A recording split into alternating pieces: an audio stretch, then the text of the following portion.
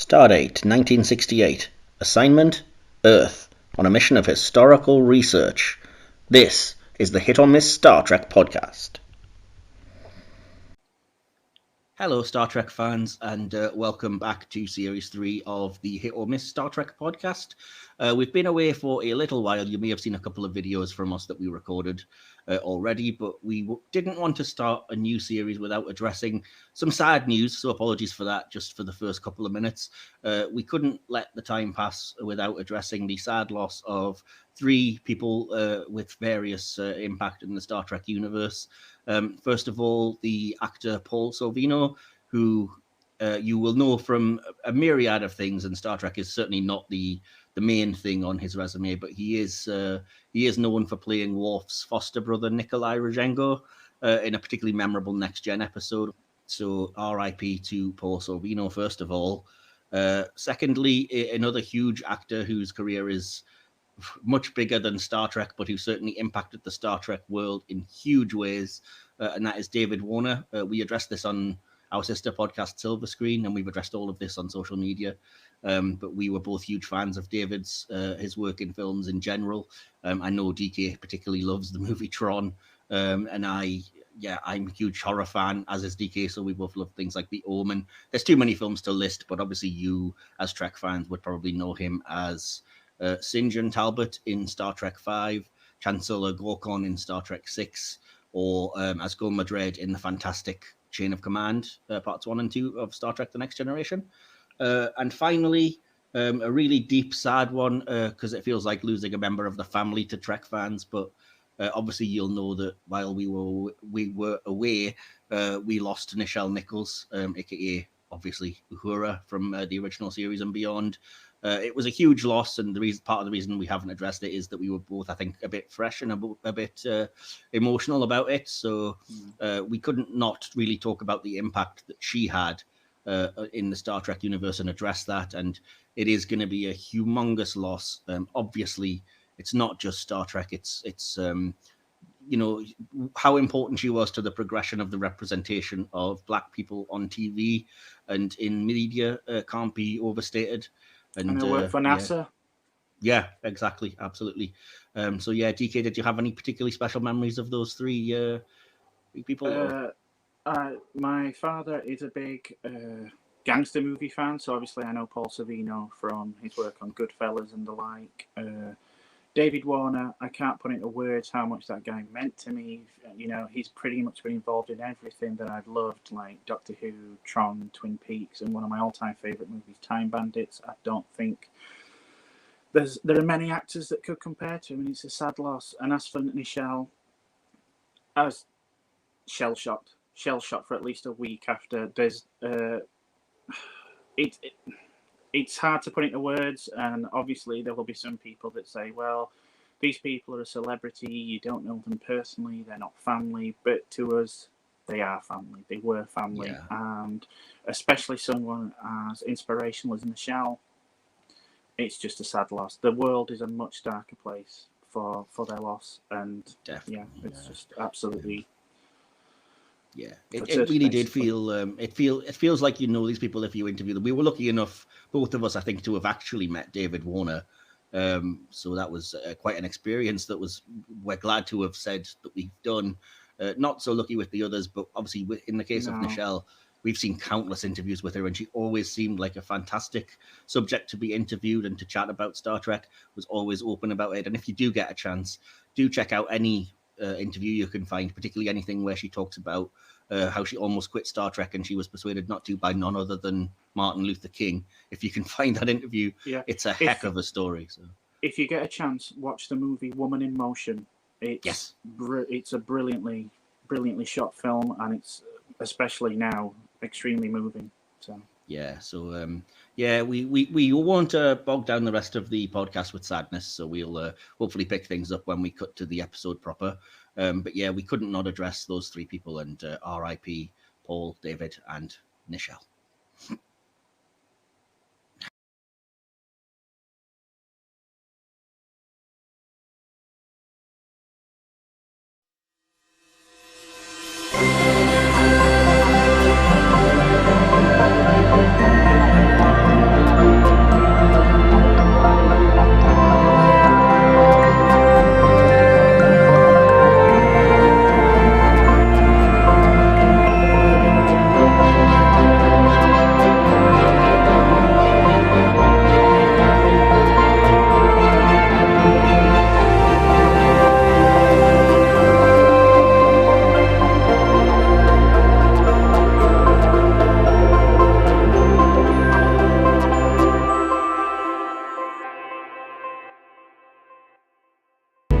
Hailing frequencies open, sir. Hailing frequencies are open. Welcome back, friends of the podcast from everywhere around the world and just general Trekkies, to this, which will be the launch of our third season of the Hit or Miss Star Trek podcast, not counting all the little extras like interviews and things. And as you'll have noticed, we've had a little bit of a spruce up, a bit of a facelift. So you'll have all new intros and outros on this, as well as big thanks to StreamYard. We're now using better software that actually works. Yes, that is shade to our last provider, but we're saying no more about that. So as you'll have noticed on social media and stuff, we announced it a while ago that this will be another series of 11 episodes, and it will be themed like the second season was, but this one will all be around the theme of time travel. And as you will have noticed, if you're attentive and looking at the screen at all, the episode that we're reviewing today, eventually, will be the original series episode, Assignment Earth. So, yeah, we all have a lot of thoughts on that one. And first of all, I should have introduced everyone. Hello, I'm obviously Mike.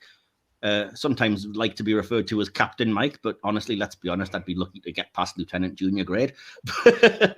I am joined, as always, by my regular co-host, DK.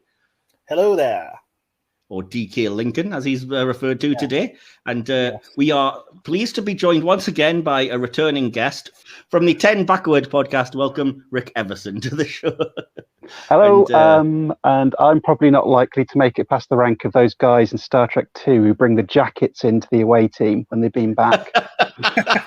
I can look after jackets. That's about the extent of my responsibility on ship. Honestly, I'd probably just be stuck back in the vineyard. But yeah, so we are joined by Rick for, I think, at least the second, maybe third time on the podcast. Third, yeah. A regular returning guest. And it also has to be said, the TrekkerMind champion, who's joining us now. Yeah, and congrats again for that. We will have aired that episode by the time this goes out, so hopefully it's not a spoiler, or we can just cut it, I guess. Not envious at all.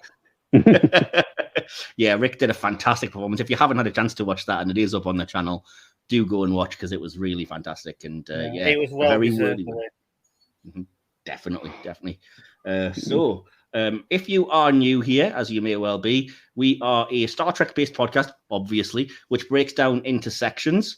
Our first section is what I call the hit or miss section, which gives the podcast its name, where I basically throw out a random number of things from anywhere within the Star Trek universe and ask my co-host and guest if they think it's a hit or a miss. We have a discussion back and forth and come up with a consensus. And as with the second season, they're not all going to be time travel themed, because that would get boring and it's a lot to try to come up with. But I have made sure to have at least one or two time travel themed things in the hit or miss section to keep it on theme. Afterwards, we then move on to a quick overview of the episode we're reviewing, and then an actual review of it, just as free form as you like, and taking in various things like the writing, the direction, and any other thoughts we might have. We finish up with our favorite character moment and line from the episode, which might be news to Rick, because I didn't tell him, but I think we've done it like that in the past. But and then just a quick conclusion and a score out of 5 Starfleet deltas. So we would normally do an audience interaction section as well, but I did put up a tweet a while ago asking what people's thoughts were on Assignment Earth and got no responses. So, if you're wondering where that is this episode, I didn't quite have a chance to cajole people into giving their opinion, so you're just going to have to be stuck with ours. Come on, guys. For the next episode, at least, get joining in.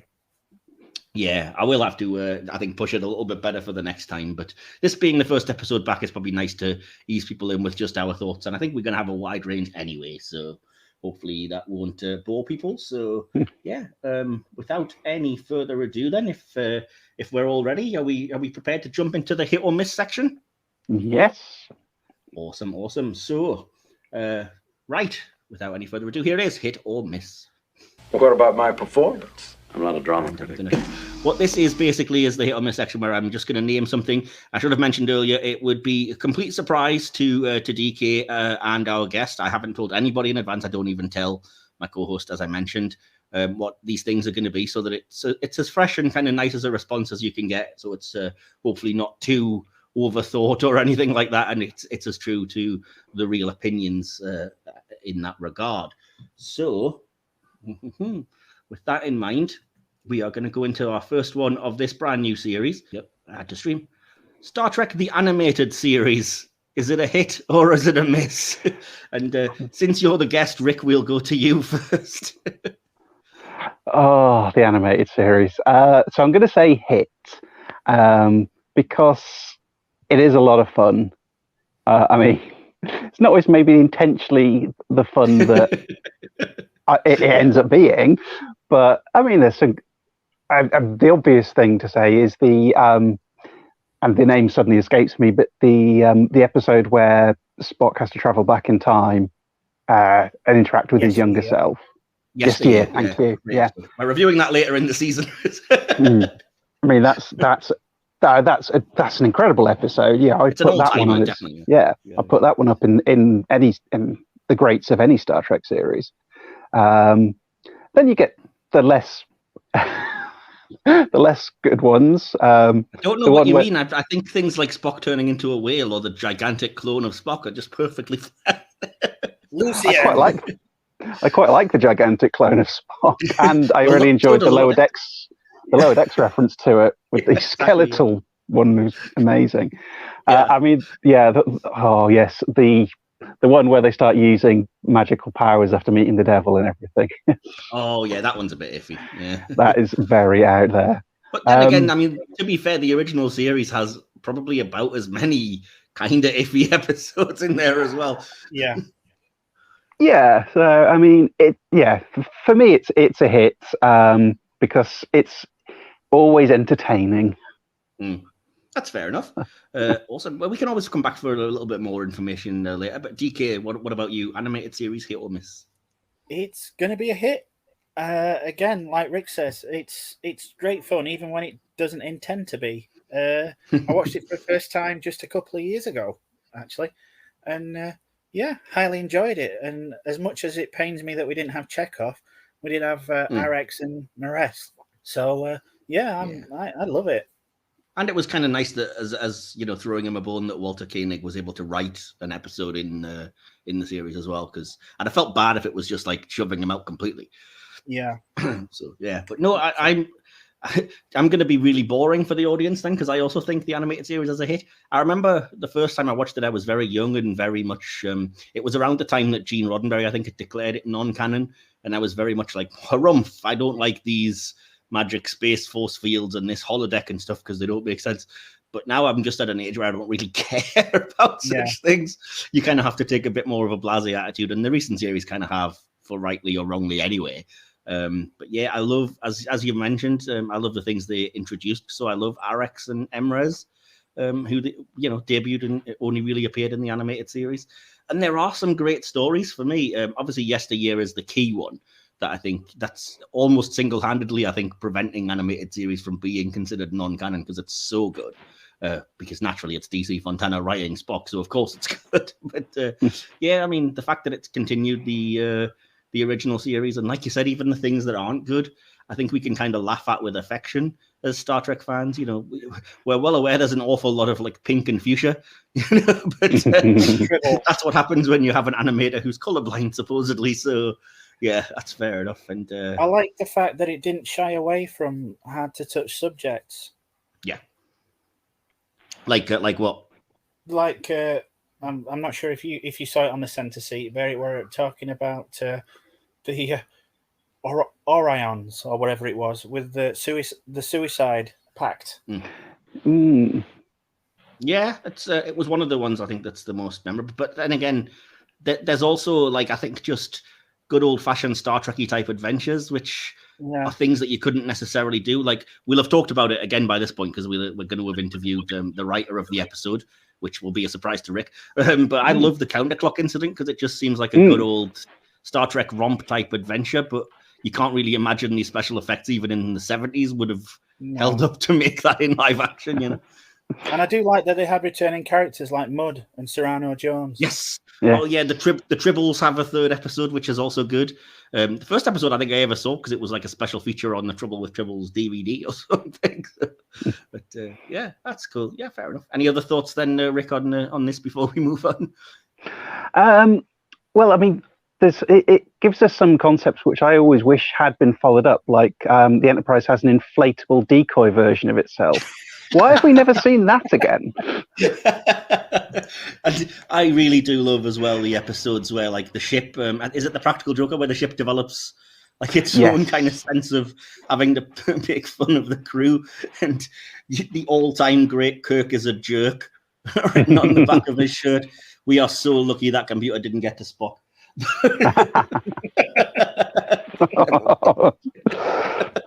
So yeah. Oh, awesome. Fair enough. I think as I say, when it's good, it's great. When it's not, it's always fun. So I think we can probably the three of us declare it a hit. So awesome. I'll move that off the screen and we'll move on if it comes up. Lieutenant Linus from Star Trek Discovery. Is he a hit or a miss? And Rick, will come to you again first. Why not? Oh, definite hit. Absolutely hit. He appears to have dated Mira Giorgio, so and survived. So meet their. I don't remember that at all. No, they it's not explicitly stated, but there's it's hinted at 2 or 3 times, I think, in the course of season 3 of Discovery, that they have a little bit of a thing going on. Right. Okay. And I absolutely love the idea that Linus, who was a bit of the kind of comedy relief guy, his first appearance, he sneezed on an annoying science officer. So you kind of say, and I think later on he's the guy who can't master his new Tricom badge and keeps beaming into the middle of places. That's one of my favorite moments. That's why I picked this particular picture, because there's something about the fact that it's maybe because it's in the middle of a sort of deep dramatic moment. Maybe it's the delivery that David Benjamin Tomlinson does, but there's something that I find hilarious about him just zapping in with the new transporter badge and just saying, "This is not the science lab." Oh, sorry, all flustered, which is that is great comedy from a show that sometimes needs a little bit of brevity, So, sorry to interrupt you. No, it's a great point, because I always thought when they got those fancy new combos and everyone's tapping it and beaming, I'm like, you do one tap and it knows where to take you. So I'm glad we see someone who's really struggling to work it. Yeah, exactly. But go ahead. Anything else? Well, generally, the design looks awesome. I think he's just really it is played very well. I just really enjoy him. He's got quite nice mannerisms in the way he carries himself and acts. So, as you say, he's quite comedic in a show that does sort of have a lot of heavy drama. So he's a good relief for that. Yeah, definitely. Okay, cool. So that's one hit. DK, what about you? What do you think of Linus? It's going to have to be another hit. Awesome. I think it's a really great character. I'd love to see more of him. Not in a Mira Giorgio kind of way, but yeah. The brevity helps his character. It does drop a nice smile in the middle of too much drama from time to time. But yeah, I'd love to spend a little more time with him during an episode. Yeah. A kind of lower decks type episode exploring some of the Discovery crew is long overdue, and Linus would definitely be one of those. For sure. I think I've kind of shown my hand already, but yes, I agree with the both of you once again that Linus is a hit because, as I say, I think he's played really well. There's something nice about having a species like the Saurians that we haven't seen that much of. They were in the background in the motion picture and stuff, but they really, I like the way the Discovery writers kind of play with how alien it is. And but instead of making it like a weird thing or whatever, they play it for the right kind of respectful laughs. I remember the episode when I can't remember why there's a little kid on the ship, but Burnham is looking after a little kid, and she's like, "Oh, let me introduce you to a friend of mine, and I'll let you peel his face because he happens to be molting or something." So, all right, fair enough. That's kind of cool. Whether or not Linus is quite into that or not is a different question. But I like the kind of idea, and like you said, this whole sneezing on the kind of pompous security guy and things like that. And I think we all like a little underdog and stuff as well. And there's something nice about just seeing, like I said, a character on Discovery in particular who doesn't really seem to have any baggage or anything and just likes being in Starfleet and being around. So nice. Awesome. Time ship Aeon. Is it a hit or a miss? And Rick, we'll go to you first. The Aeon. I love Future's End. I think it's fantastic. Fun, awesome episode. Great with thing with the time travel. I mean, it always seemed a little bit weird that this guy was basically in a little time shuttle, especially when you have when we see Braxton again in a later episode. He's got the massive great ship, loads of people doing all sorts of cool stuff. But then on the other hand, it was pretty cool because the story hinged upon that. And actually, if he'd had a larger ship, it wouldn't really have worked. You couldn't have imagined Ed Begley Jr. managing to cannibalize that into and create the computer age without anyone noticing. So it would. I mean, it's. I say if I have a criticism, it's it's maybe not the most inspiring design. It's kind of fairly basic shuttle looking, but then they're limited. You had to believably fit into the top of a skyscraper. So it never occurred to me. Yeah, I'm going to say a hit because obviously if that hadn't triggered off the computer age, we might not even be able to record this this conversation. So I've got to be grateful to it. There's been previous series where we almost weren't able to, but maybe we should have had a ship from even further in the future to get us some working tech, but never mind. DK, what about you? It's okay. I mean, it's Future's End. I've got kind of a love-hate situation with that storyline, but Aeon's not one of the things that I have a problem with. And I like it. Not overly keen on the design, but as Rick said, it has to be small enough to fit inside a skyscraper. So I'm going to go with a tentative hit. Fair enough. And I think I'm way more on board than either one of you. I really love the time ship Aeon. So the time ship Aeon is one of those things that, like I've mentioned before, that there's ships that just capture my imagination. Like I think I said that about the Merchantman from Star Trek 3. And I remember when I first saw Future's End, not talking about the story, DK, but when I first saw it, I was kind of captivated by how different this was, because I don't think it is that generic for Starfleet.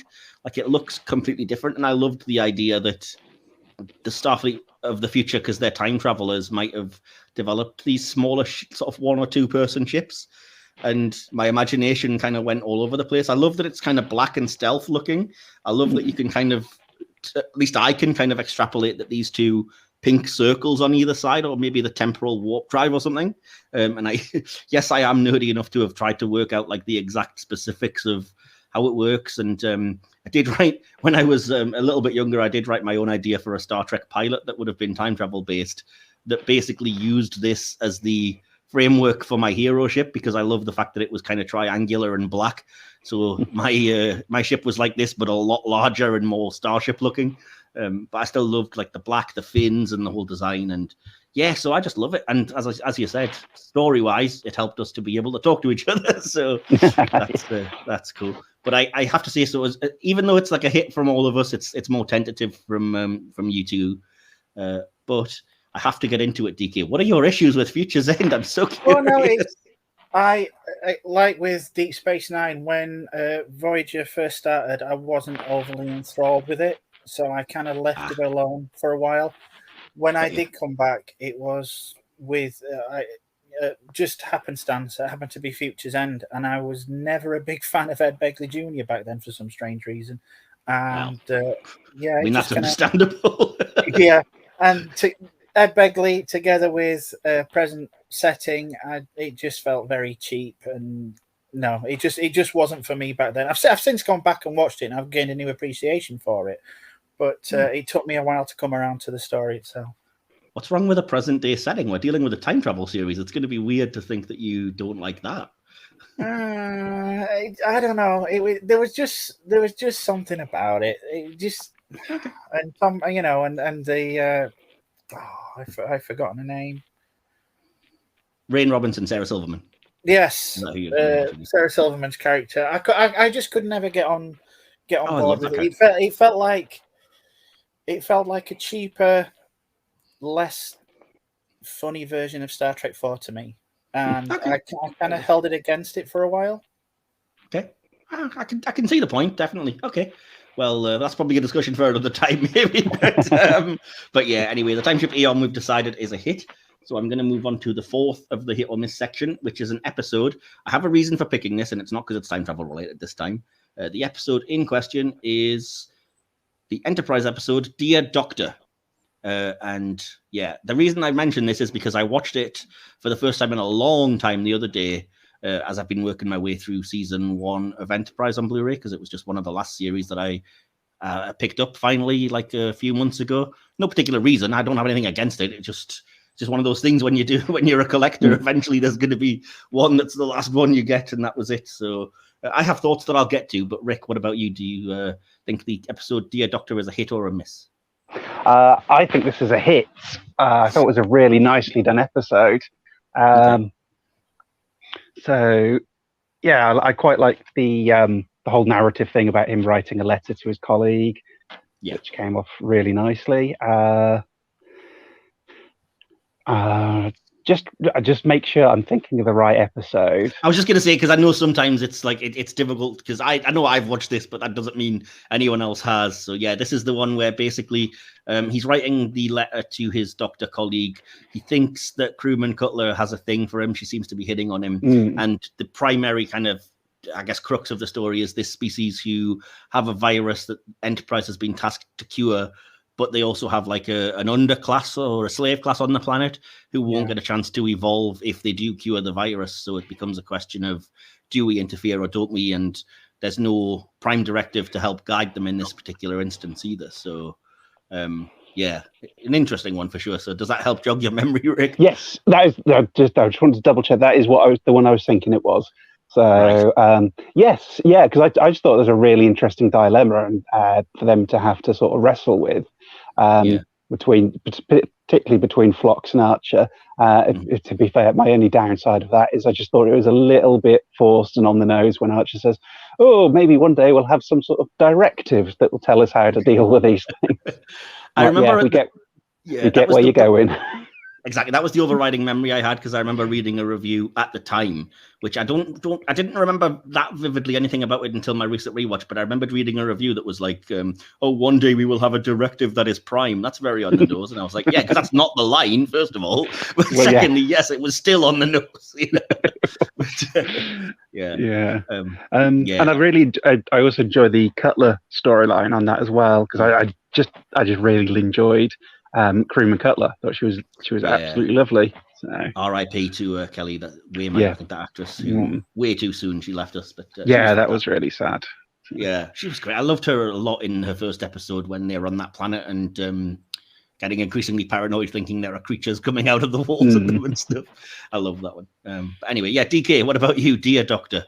I've hopefully jogged your memory if you haven't seen it recently. Yeah, I really enjoyed this one. Narratively, it's a nice little sidestep. Takes something, twists it, and I really enjoyed it. Obviously, it lays the groundwork for the prime directive, even like Rick says, if it's a bit too on the nose towards the end.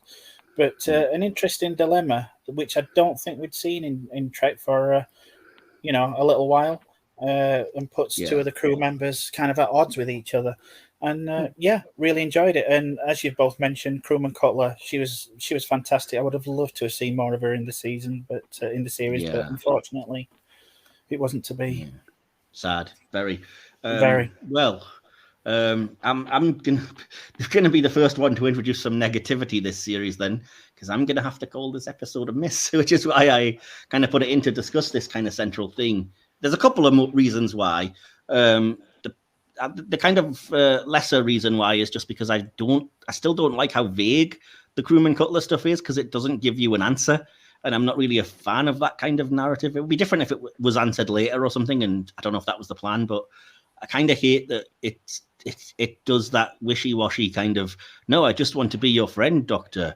Oh, and we'll just take it from there, kiss. And I'm like, well, so which is it? I'm really annoyed at this ambiguity, damn it. And I'm not in that situation. But so that was one thing that slightly bugged me. But the most thing I think was watching it this time around, I was struck by kind of how callous and kind of, to me, wrong the decision that they ultimately make was. That they were just like, yeah, we're just going to let all these people suffer and die because it'll give the... I guess genetic advantage or whatever to the underclass, and they wouldn't necessarily have had that chance. And I'm like, but you're still on a human level. I'm still kind of with Archer from the start of the episode that like those people are still suffering and dying, and you have a cure. that you're like withholding. So that's kind of like genocide by omission to me, you know. Without wanting to get too extreme, I guess. Like, I can see the arguments against it, which is, you know, maybe this was always intended as evolution and whatever, but I still can't justify it in my own head. And like I said, I think it was something that just went over my head the first time I watched, because I was probably not focused or was too young to really realize the ramifications or whatever. But I was like, this just maybe it's just because we've been through a virus for like 3 years now. And I'm like, I really don't want to think that somebody had a cure and was just like, no, this could just be your genetic path or whatever. So I was like, nah, I'm not au fait with the heroes being like, yeah, keep the cure. Let's just let them die so the other people have a chance. I'm like, ooh, it seemed very clunkily written and not very heroic to me. But yeah, that could just be me. So did either of you have any rebuttal to my argument in that case? That's the kind of thing that I wanted to see in Enterprise, and I don't, you know, we're going through the early years of what would be the Federation, and I wanted to see more of this kind of thing. They stumble and they're trying to find their way, and yeah, they might make the wrong decisions, but again, it's going back to the Tuvix problem. Who was right? Yeah, I guess. I mean, I don't know why I'm more kind of on board with the Tuvix thing. I just am. But I see where you're coming from. It isn't, I guess, all that different than that. But yeah, I mean, it is to me, because Tuvix was one person and we're talking about, like I said, a planet full of people that even the episode seems to go, or to want to go out of its way to be like, we're giving you things to relieve the pain, at least. We're doing what we can. And I was like, maybe somebody should tell these guys that you just have a cure and you're deciding not to give it to them. Because that's kind of, you know, nasty, basically. But anyway, what was your thoughts, Rick? Am I being a bit unreasonable toward Phlox? Well, no. I mean, this is Star Trek's problem. I think with the Prime Directive is it's a great idea in theory, but there's points when you try and put it into practice, and it can come off quite badly for the supposed heroes. And I'm thinking particularly of that season 7 TNG, where Worf's brother has been observing a society and their planet's doomed, and he then sneaks them onto the holodeck. Yeah. And basically, all the next gen crew are really like, oh, we should have just let these guys die on their planet. I'm like, okay, you guys are coming across as jerks here, you know. And it's difficult because by the letter of their law, there are going to be situations where you're going to be completely, you know, it's going to look bad on you. Yeah. And you know, as I say, you can see the arguments for it. So it's a bit of a tricky one. I mean, I keep thinking of like how Kelpian society is turned upside down, and they give that's a 2-species planet, and suddenly, you know, we're in that case, say Pike's decision to trigger the whole Kelpian race's Baha'i, and it's kind of the opposite way. That in that case, he's going on a different decision. So it's like it's going to be a tricky one. So I completely see where you're coming from on that one. Like, while I do love the episode, it is one of those cases where they can look completely awful for advocating, you know, letting a species die out and it's being genocide. Yeah, and maybe part of that is the writing, because I think if they'd made it a little bit clearer that there was some kind of greater threat to the underclass, I guess. Not that I'm saying that, you know, the fact that they were kept under 2 or whatever isn't bad enough, but if they'd said something like, it was a choice between letting one species die or the other, and in that situation, you know, it's the trolley problem. It's just like, well, the best thing we can do is just not interfere, and then we're not responsible either way. But as far as I could tell, there wasn't that many kind of ill effects for the underclass of the people, and they could easily have, you know, done more politically or socially to get them to a more equal footing without having to just kill all of one species off. But again, that's just my own issue. But I will say that as much as I think the episode is a miss, I do appreciate that at least it gets you talking, which I think some of the best stuff does. So at least it gets us thinking about these things, which I guess I have to commend it for that, despite myself a bit hypocritically. But fair enough. So 2 hits and a miss means it still would come out as a hit anyway. So the 5th thing that I have on the list for today is another ship. And it's a ship that I've been dying to put on the hit or miss section. and 1 or 2 in the last series, but it would have been a spoiler. But by now, everybody's had a chance to see it. So it is the USS Dauntless NCC 80816, I believe is the registry. Yeah, the version from the end of Star Trek Prodigy, which is an actual Starfleet ship. Is everybody aware of what I mean, first of all? Yes. Yeah. Yes, good. I know we don't see much of it, but I just wanted some sort of quick opinions, and Rick, will start with you on that one.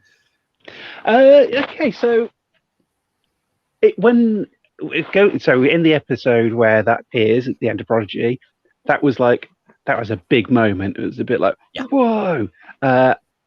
For me, that was a bigger moment because it was real Janeway. It was interesting to see that she was on the Dauntless, because obviously you're familiar with the Dauntless as you see it, the booby trap ship from Hope and Fear in Voyager. Yeah. But of course, it makes sense so you're guessing, so if the Protostar is experimenting with the Protostar drive, they're obviously still trying to get quantum slipstream working, and they've essentially recreated the Dauntless to do that. That is my assumption on how we're working that. Yeah, it's definitely some kind of I guess FTL, faster than light drive, that they're kind of working with, because they specifically say it's designed to try to find the Protostar and find Chakotay. So it's definitely some kind of test bed. But I'm just not a massive fan of that particular design, really. Okay. I'm afraid.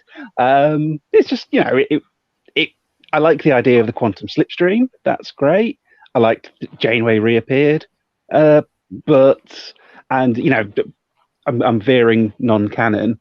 A lot of the follow-on novels had quantum slipstream being tested and developed and utilized on another class of ship, which I much rather would have seen. I don't know that. Which one is we that? see Esri Dax is captain of the USS Aventine. Okay.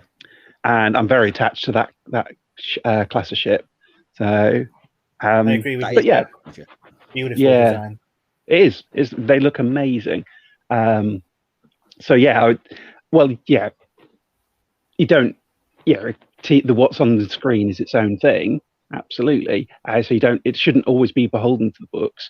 They did use the book Titan design over in Lower Decks, so it would have been an awesome touch to have seen the Aventine rather than reusing the Dauntless design, which, as I say, I've just not a design that particularly jumps out for me. So I'm gonna say miss. Okay, fair enough. And DK, you've kind of started to give us your thoughts, but what about you? What did you think? I liked it when it appeared in Hope and Fear. Okay. I wasn't that impressed with how it looked at the end of Prodigy. Have they changed the design at all? Significantly in a couple of places, definitely. Yeah, but, I'm not very keen on the design on the new. I mean, we've only really seen it in passing. I presume we're going to see a lot more of it in the next season. Yeah, and I will be honest, the picture that's on screen now is the only kind of angle of the full ship that you get, and it's, as far as I can tell, it's just an ugly angle, unfortunately. Exactly. But yeah, it's not very endearing to me as it stands. I mean, next season, when it comes out of warp, it could look the bee's knees, but as it stands from the imagery that we've seen so far, I'm not a big fan of it. Like Rick, give me the Aventine any day of the week. Yeah, fair enough. That makes sense. So you're both going to say miss, I think, for that one up to now, then, which is going to make it a miss overall. But just to give my opinion, I think it's personally a hit. I was excited to see it, and unlike Rick, I like the design of the original Dauntless, but I was always, because as I've pointed out, sometimes I'm kind of like a continuity snob like this. So I was like, I like the Dauntless, but it's not a Federation ship. So like when I was collecting the Eagle Moss models, for example, I tried not to get any alien ships or anything. So I always forbade myself from getting the Dauntless because it didn't count until this appeared on screen. And I was like, right, I'm ordering it. I'm going to do it because there's a version that's close enough that's definitely a Federation Starfleet ship. So it gave me an excuse to do that. But I like the way that it looks kind of dart-like, and it's nonsensical in space, obviously, to have anything that looks aerodynamic, but it's still cool, and it still triggers something in our brains, I think, of like, this is fast, because it's got a point, and I like the changes. I like the kind of, I know some people really hate this bit at the back of the saucer, because it's now, instead of like tapering nicely down, it's what looks like it's I don't know, a shuttle bay or some kind of component dug in there. Yeah. It's a little bit clunky the way the drive section rises up a bit to meet it, but I can forgive it. And like I said, I think from other angles it's going to look nicer. But I was just super excited to see this ship again, and I hope it does. And I will say, on another level, I hugely appreciated the animators' attention to detail in recreating the interiors. Like the fact that the bridge looks exactly like Arcturus's version. Doesn't make a lot of sense in story why they would do that. But yeah, it was still a nice touch from a Trekkie perspective, you know. So I think I like it anyway. So that's fair enough. Just a couple more then. Hopefully we're not going to take too long. The next is the second time travel related one for this, excuse me, for this new third time travel series. It's an episode that's time travel based, and it is going to be Deep Space Nine episode Time's Orphan. And again, if you need a quick reminder, it's a pretty easy one to sum up. Molly O'Brien falls through a time portal and comes back. Instead of being a kid, she's 18 years old. And the O'Briens have to decide how to deal with this. DK, maybe we'll come to you first. Okay, this is an odd one for me. I don't quite know where to place this. I'm gonna go with Miss. Unfortunately, Okay. It has a nice little concept. Okay. The whole Molly cartwheeling into a different time. Well, I mean that's kids, isn't it? I mean, yeah. Don't focus on that part. No, but I think it's Rick's looking after some kids. We discussed this episode. Yeah, it's one of those Alexander situations. It feels very much like, yeah, they had a kid, they didn't know what to do with it, and they gave it like an out in the best way possible. It's interesting, but interesting doesn't necessarily mean. I feel like you're misremembering the end of the episode potentially. I honestly can't. You'll have to run me through it. See, without wanting to give. Okay, so spoilers. I'll say now, and just maybe skip ahead a couple of minutes. So the episode ends with adult Molly basically deciding to sacrifice her existence because they find a way that if she goes back through the time portal, she can find her younger self and send her back through, and then she won't have existed. So she basically fades into non-existence, and the O'Briens get their little girl back. Girl back, yeah. I recall it now. But again, it feels very much like a filler episode to me, and it feels very much like the old Alexander episodes where they're not quite sure what to do with the child. We need to come up with some, excuse to put O'Brien's family in. It's okay. But when you put it alongside something like The Visitor, it doesn't hold a candle to it. So it's going to have to be... Very few things do, but... Doesn't hold a ghost candle with a Scottish sex ghost in it. But, anyway, that's a different story, literally. Rick, you're back with us. What do you think of the episode Time's Orphan? Okay. I think it's in the wrong place in Deep Space Nine. It would have been maybe it might have been better in the first or second season. Right. Yeah. If I'm honest. Interestingly, actually, when you say about feeling like an Alexander episode, I think, if I recall correctly, this story idea had been floating around the Star Trek offices for some time and had initially been developed as a way to get rid of Alexander or age him up to an adult. And that's what it says on Memory Alpha. Yeah, and the reason they didn't do it is because, was it something like Michael Pillar's mum or wife or something? Her favourite character was Alexander. So, I think it could have been a great O'Brien Must Suffer episode, which were fantastic. It didn't really hit the mark. For me, the idea of this child completely losing their childhood was absolutely horrible. The parents missing out on their child's childhood is really, really horrible. And yeah, it was at a point at the end of season 6 of Deep Space Nine where we're so into all the different arcs. It was just unrelated. It added nothing to any of that, and wasn't a good enough episode to get away with that. It when you have something like The Visitor, which is such an incredible episode, such a moving story and so well done, it doesn't matter that it's completely unrelated to any of the ongoing arcs. But at this point, it's just like, well, I didn't enjoy that. I found, for me, I found the general concepts to be pretty abhorrent. It didn't land, and I feel that we just wasted an hour. We could have developed something in one of the arcs. We could have had something good with the Prophets or with Kai Wynn or something like that. Instead, we didn't. So a miss for me, unfortunately. Okay, definitely. In an interesting twist, I'm going to be the lone positive voice on this one because I love this episode. I think it's a huge hit. I think you're just trying to be contrary now, aren't you? No, not at all. Counter to what you were saying. I like the fact that it is just a science fiction story that could be from any series, because I think at this point in DS9, that's what it felt like, a blessed relief, precisely because everything was like one episode leads directly into the next, and you've got to be keeping up with this long thing. And I was like, I appreciated that it was an actual, to me, thought-provoking science fiction story, which I think was played really well personally. I didn't know until just now, just looking on Memory Alpha and hearing from you about the whole, it was written for Alexander, but he was Michael Pillar's mum's favorite character kind of thing.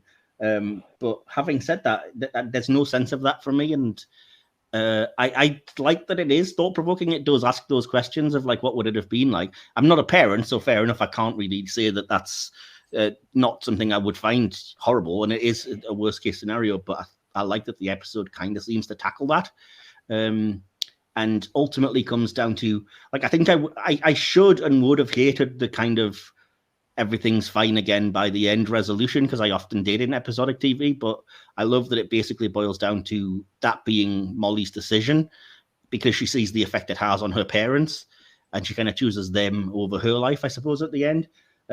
Primarily, I think, because Michelle Krusiek just gave a heck of a performance as the adult Molly, the kind of more feral version. But yeah, I think I like it a lot, and I'm going to say hit, but I won't carry on any longer because we're taking a bit long. And yeah, anyway, I'm on my own. I'm out on an island with that one, but that's fine.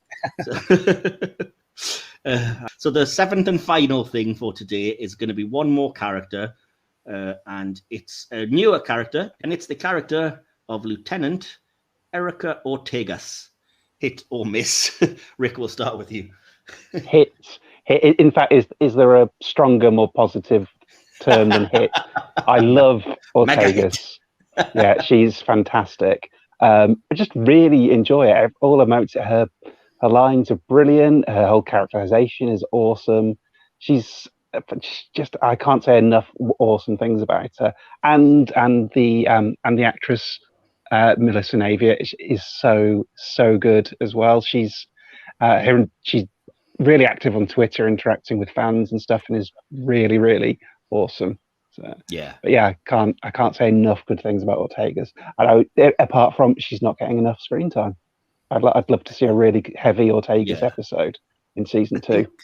I think 10 episodes for me for Strange New Worlds wasn't nearly enough, because precisely there's so much cool stuff you could dive into, and certainly Ortegas is one of those things. The fact that she didn't get like a focus episode, and yet she's one of the only characters that doesn't appear somewhere else in the franchise. But yeah, so DK, what about you? I already know the answer because from talking to you, but what the heck, we may as well get it on record. Hit plus. She's just fantastic. Every time she's on screen, she makes me smile. Her lines are fantastic, but it doesn't demean her capability. She's one of the best people on that bridge, and I just love her to bits. And as Rick says, Melissa Navia, she's very active on Twitter. She's always, responsive to fans. She's retweeted me once, so I had a bit of a squee moment when she did that. I just think she's a wonderful person, and you know yourself. I'm constantly trying to get her on here, but yeah, this might have secretly been a ploy to be able to tag her in a post about like, was it a hit? Is she a hit or a miss? You have 3 huge fans here, Melissa. Would you like to go and talk to, but. See, and now imagine you just sat there in a leather chair stroking a white cat. That's how cool comes across. She is my favourite character from Strange New Worlds, without a doubt. Wow, that's big, considering how many Trek central characters there are. Sorry, that's huge. Awesome. No, she's a massive hit. Of course she is. The actress is great, obviously, very good at interacting.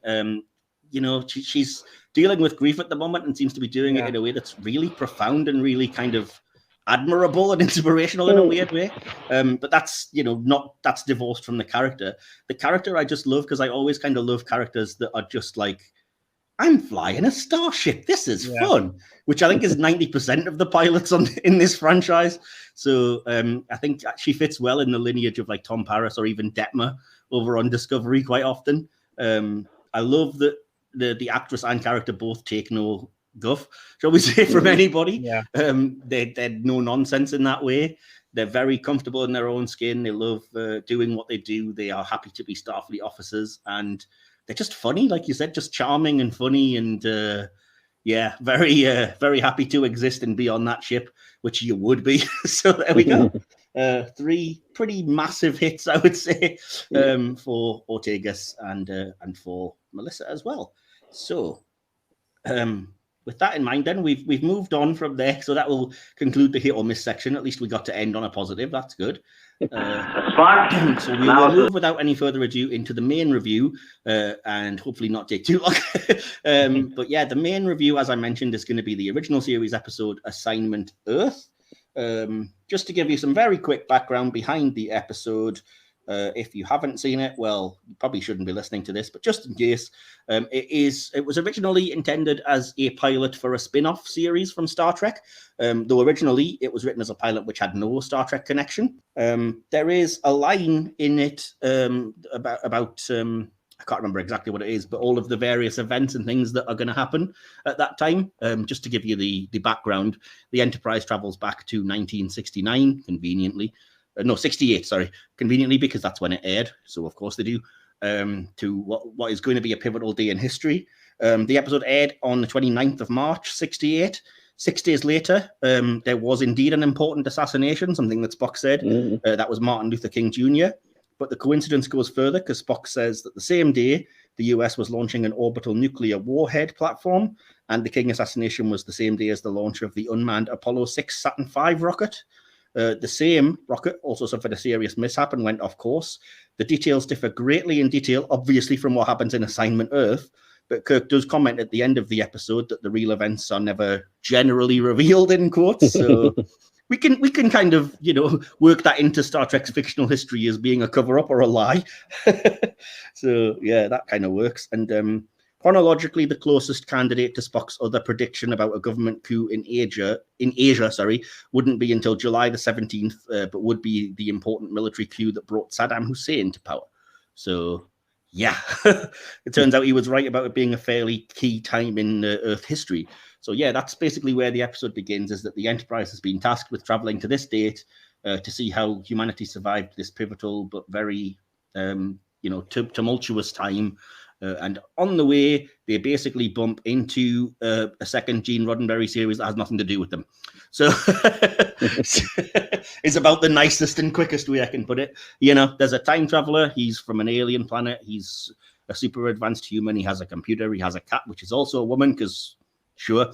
And they basically find out, the Enterprise and this guy, that their mission that he has is to try to basically sabotage the launch of what would be the nuclear weapons missile that was to be fired to dissuade the US from having a nuclear arsenal, which would ultimately lead to a potential nuclear war, which, of course, we know happens in the Star Trek franchise anyway, but never mind.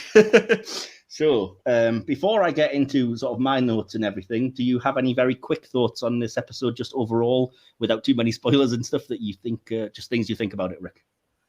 I actually do quite enjoy this episode. As a general thing, I think it would be... I kind of wish the Assignment Earth series had gone ahead, because I've been really interested to see it. I enjoy the pairing of Roberta Lincoln and Gary Seven. I would like to have seen that, how that worked out across a full series. Where it falls down for me is I think we kind of lose the Star Trek part of it, quite large chunks of the episode. I was just going to say I agree. I think when I read the original pilot had no Star Trek connection, I was like, yeah, I believe you. because it seems incredibly shoehorned in there. So, yeah. And what are your sort of quick thoughts about the episode then, DK?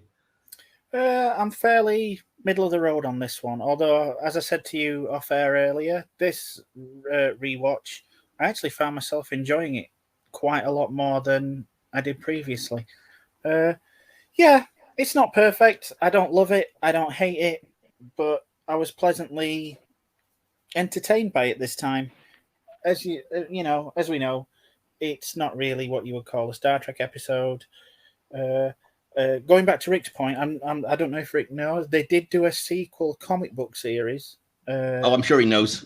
Yeah, IDW, I think it was. There's a reason Rick's on this episode. Yeah, but yeah, it's a passable episode. It's entertaining and it gives you a decent hour's TV, regardless of its flaws. And yeah, that's all I have to say on that. I'm afraid I have to take strong issue with the line, "It gives you a decent hour of TV." Beg to differ on that one, but there we go. Well, so, it's not the alternative factor. I'm fine with it. I think I'd rather watch the alternative factor, to be honest, at at times. Yeah, in case you haven't guessed, audience, it's probably not a spoiler to say that one of us loves the episode, one of us detests the episode, and one of us is more in the middle. So it's an interesting range of ideas. So hopefully we can all back up our points about why and everything as we go, and maybe have a little discussion back and forth and stay friends. Yeah. What were you going to say, DK? Sorry. I was going to say, like I said earlier, Rick would be Gary Seven in this scenario. You would be Kirk, and I'm just sat there like Roberta, wondering what the hell's going on. Hence the little profile pic you've got up there. Just like, what? Which I think was probably me the first time I watched this episode. Like, what series am I watching? What the heck is this? So, just to clarify, then, it's quite a free-form talk that we'll be going into to kind of review the episode. I have it broken down into the kind of sections that we tend to do on our sister podcast, Silver Screen. So I've got it as like writing, acting, direction, music and sound, and then just miscellaneous facts. But we don't have to stick to that. It's just a way of me sort of broadly organizing my notes. And I'm aware that I've been talking for way too long. So I'm going to throw it over to you, DK, and say, did you want to start talking through your notes? And we can maybe bounce off those. And what would you like to start us with? Yeah, I've got that. I've originally got the stats. It's 1968, how they made it through the Troubles. And I was just thinking, oh boy, have you got a long way to go with regards to Trouble. Yeah, why did you go to 68? 2021 is where you should have went. It's just... problems could fill an entire data bank. I mean, my God, you've got some serious crap coming your way. I've then got one. There's one heck of a powerful transporter beam there. I that's one reason well enough to hate this episode. That might well be where J.J. Abrams got that stupid idea from. Yeah, and it's also, we've popped back in time to check this, like it's popping to Tesco's. That was my other note. I said that, I hate that time travel is so blasé that they were given a mission to do it off screen. Yeah. It was just, and so the episode just opens with, Yeah, and then you go to Star Trek 4 and McCoy's going, if we don't get the calculations right, we're fried and all that kind of stuff. And you think, why are you getting so stressed? You did it in Assignment Earth as if it were nothing. Just routine, just a routine. And it always bugs me that, like, for example, I know that it's a gag and whatever else, but when they make the joke in Trials and Tribulations about, like, Kirk's a menace, so many violations, I was like, a lot of them being Starfleet's fault. They sent him.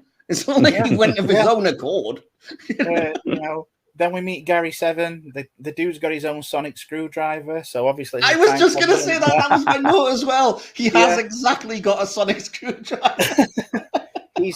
He's very strong, but he's got fantastic technology. Yet, strangely enough, it's very modern in the fact that he doesn't always get on with the technology that he owns. We know that. The computer obviously looks very familiar, as in the one from the Ultimate Computer, the Daystrom Institute.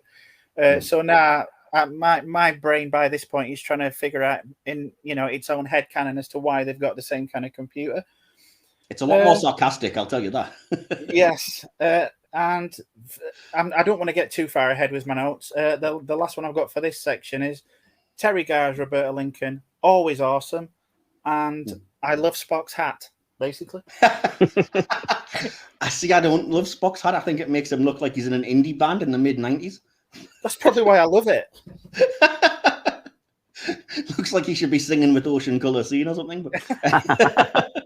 So, Rick, did you have any notes on specifically like the writing or the overall kind of ideas of the episode, maybe? So yeah, okay. So if I'll get my critical hat on, and I'm going to say, yeah, there is definite flaws with the writing, and it kind of speaks to the point I already raised, is that there's a lot of an Assignment Earth script here, and they've kind of shoehorned Star Trek in to give it this kind of backdoor pilot boost. The whole, oh yeah, Starfleet told us to go back in time and check this year out because we're just wondering how people got through it. That is a very low effort way to get Star Trek into the story, isn't it? It's also a really weird way to start the episode because you're already starting off on a like, what? So like, I certainly wouldn't necessarily have started it with Captain's log. We're orbiting Earth. It's 1968. What? When did that happen? So anyway, yeah, you almost feel like, hang on, is this a two-part? Have I missed part one? Yeah, sort of thing. Yeah, exactly. So, yeah. I mean, there's other bits. You can start nitpicking. It's like, well, how does a transporter beam have to stop at the Enterprise? You know, transporters go through solid walls all the time. So, but ultimately, yeah, if you just sit back and go with it, once you get into the main story, it is good fun. And like I say, I would love to have seen an Assignment Earth story. But yeah, as a Star Trek episode, you feel that you're severely lacking the Star Trek bits. I mean, kind of always think it'd be interesting if Assignment Earth as a series had gone ahead. You know, would they have involved other Star Trek races? You know, would they have tied in the wider universe? I don't think they need to. They've got enough there, I think, that they wouldn't necessarily have had to. Although I suppose technically it would, whatever species they came up with is like where Gary and his computer, etc., are from, would have to be Star Trek canon since they were referenced in that show. So maybe. Yeah, you kind of wonder how it had gone, and actually, maybe it wouldn't have been nearly as good as I imagine. So. I would imagine it would basically have been like an incredibly insane version of Mission Impossible. Yeah, basically that's what I imagine anyway. But so I mean, I made similar notes that there's parts of the premise that are really interesting to me that I don't hate, like the intriguing nature of like why is Gary 7 human but completely has perfect like health and everything. What are these aliens that kidnapped humans and then sent them back? That's a really interesting, very outlandish concept that just seems to be virtually throwaway. Descendants of humans taken from Earth 6,000 years ago is again another line that was thrown away that I was like, let's explore that a bit. Like that's huge. And engineering them for this mission, and then just even cool stuff like this. You know, I am a sci-fi nerd and a nerd for this kind of thing, so I appreciate like the voice-controlled typewriter and stuff, which, yeah, fair enough, it's nothing to us, but in 1968, of course it would have been a bizarre, outlandish concept, you know, but anyway, so having said that, like all of this idea about the alien transporter room and the descendants of Earth taken away and everything, part of the reason that I wanted to review this, apart from being time travel and knowing that Rick was a fan, was to kind of retroactively look at it after having seen Star Trek Picard, spoiler alert, which feeds into it. And the more information this episode gave me, the less it makes sense with that Picard revelation. So again, I'm kind of like, oof, that's not this episode's fault, don't get me wrong, but I think part of what made me appreciate it was that I watched the revelations in Picard and was like, oh, that's cool, they've done something with that. But I may have got this tied up incorrectly, because I only watched the episode once in season 2 of Picard, but am I right in thinking that these agents are now tied to the Travelers? Yes. Yeah. Right. They basically hinted that the supposedly unseen aliens that want to remain hidden are the Travelers, and the Travelers are not just random travelers around sort of various non-linear or non-corporeal things. They want to protect the timeline, and they have engineered these agents to do just that and sent them with advanced technology and stuff. And yeah, like I said, it just doesn't make a whole bunch of sense to me. It doesn't quite fit. I appreciate what they were trying to do, and I get it, but I still don't know. Like at the time, I thought it was cool because like every Star Trek fan, I was like, I understand that reference, Captain America style. But again, like so much of Picard, it just doesn't hold up to scrutiny. Other than I got that, yay, yeah. So, but just we're not reviewing that episode. We're reviewing Assignment Earth. So I will say for that, writing wise, the actual mission of Gary Seven, I think, is very Roddenberry-esque, if that word makes sense. So I know that it's very reminiscent of like the Questa tapes and things that would come. But I appreciate that they're saying, Earth science and technology has progressed faster than the political and social knowledge, because I can agree with that and kind of see that again, even now, let alone in 1968. So to prevent Earth destroying itself before it can become peaceful, disabling this rocket that I touched on, which would have become an orbital weapon platform, counter-moving other countries, and then, as Gary Seven says, the same kind of nonsense that destroyed the planet Omicron 4, so you've got there, it's already been the end of one planet, and you can see that's the way we're going. And as, Roddenberry being a kind of guy who wanted to see the best and kind of, it's weird to say pacifist, but I always think of him as such, even though, yes, I'm well aware he actually was a soldier and did fight for his country and stuff, but I always think of him as very anti-violence and anti-war. Maybe that's just me. I can't really say I knew the man. It's just that's the message I get from the work. Having said that, there is still the appeal to Roberta's patriotism from Gary Seven, which I'm not sure if it's supposed to be sarcastic or genuine, which leaves it a bit muddled. I appreciate the absolute balls of the Enterprise saying, yes, we've looked you up, but we can't tell you anything other than you've got lots of exciting adventures ahead. Yeah. Tune in on this channel. Yeah. Exactly. And just a last couple of writing notes that I've got. I will say there was one thing that made me really chuckle. I don't know if it's the actual writing or perhaps it was Terry Gar's delivery, but when the little green cube just goes beep, flash, and she goes, same to you. That's my level of really, again, basic humor that I appreciated. So I did laugh. Having said that, it would never fly nowadays, and it's incredibly dodgy that Gary Seven just basically traps Roberta in that room. I was like, ooh, that is not cool, and that just comes across very iffy. So, yeah. But so the next thing that I have is just any notes that you guys have on the acting. So we may as well jump into those. And DK, you've kind of touched on it. You mentioned Terry Gar was great, and I would agree with that. I think she starts off a little bit too zany and too goofy, which I didn't love, but I think she settles into it a bit more as the episode progresses. And I feel like that's a direction criticism rather than the acting, because I think you get the sense that she was told bigger, make it bigger, whoever was directing. And she did the best she could. So, yeah. When you look at her in other roles, like, Young Frankenstein and later on in Close Encounters, she's a really good actress. And I think she was kind of typecast as this kind of befuddled, confused person at times, and I think it was incredibly unfair to her as an actress. Having said that, she does do befuddled better than anyone. I was just going to say, it won't please you to know that my very first exposure to Terry Gar was as Phoebe's birth mum from Friends. Exactly. You can see why, looking back at Roberta, you can see the evolution as to why some casting director who probably remembers Assignment Earth thought, I've got the perfect person for that role. Yeah, this is the adult kind of Lisa Kudrow's kooky character or whatever. And yeah, as you said, she's even better at it, I think, now than at this. And partly maybe I put that down to direction, but yeah. But I think both her and Robert Lansing, who, I mean, I'm showing my age here, but I remember him more as Control in The Equalizer. I don't know if either of you guys remember that. Yeah, I think they're both good, and I think they would have carried a series well. It's a shame it didn't go to a series. Because of that, the Enterprise crew is superfluous. But ironically enough, Uhura, Sulu, and Chekhov have just as many lines in this one as a regular episode. So it's very telling. Yeah. I will say just before we move on then, that again, I'm not just wanting to start an argument or anything, but I have to strongly disagree with you on Robert Lansing. I thought he was terrible in the episode. I thought he was exceptionally flat. And you get the sense that, again, he was told underplay it or play it like Spock, play it without any kind of emotion or giving anything away. And to me, it just came off as bored.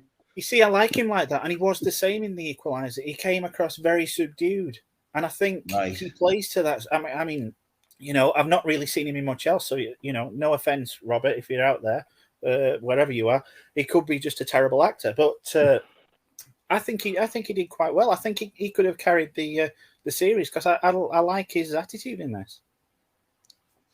I'm going to move on to Rick and ask what you think about the main two sort of focuses here, Terry Garr and Robert Lansing as Roberta and Gary Seven. Okay, so when I was watching it the other night, one of the things that struck me about Gary Seven is he's constantly got this furrowed brow. He looks furious all episode. The whole episode, he just looks furious. But I'm gonna go on the side that I really enjoyed his performance. I thought it came across well because, he is kind of one. He's sort of very single expression. He doesn't over emote. But to me, that struck me as kind of like he's been trained. He's a professional who's been trained to go in and handle these situations. And if anything, he seems a little bit world weary. It's like, oh, why have I got to go in and clear up this mess? What's happened to these guys who were supposed to do it? Yeah. And now some idiots have time traveled from the future and are just getting in the way. So yeah, I kind of think his performance comes off really well as a guy who's clearly sort of a seasoned professional trained by aliens. So, he's got a very different perspective on the universe because of this.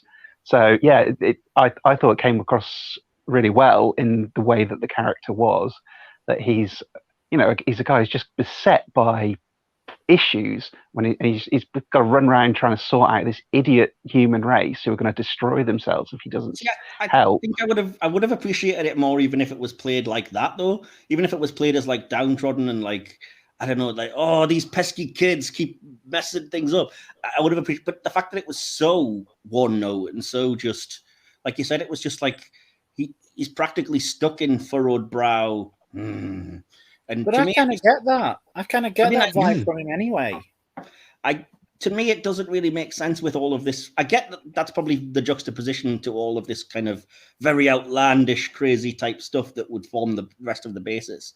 But to me, it seems like it's like watching Men in Black and having Tommy Lee Jones without Will Smith. Like, he needs a Will Smith to be the straight man too. And Roberta can't do that because she doesn't have a clue what's going on. So she's too busy playing the whole like, what kind of thing.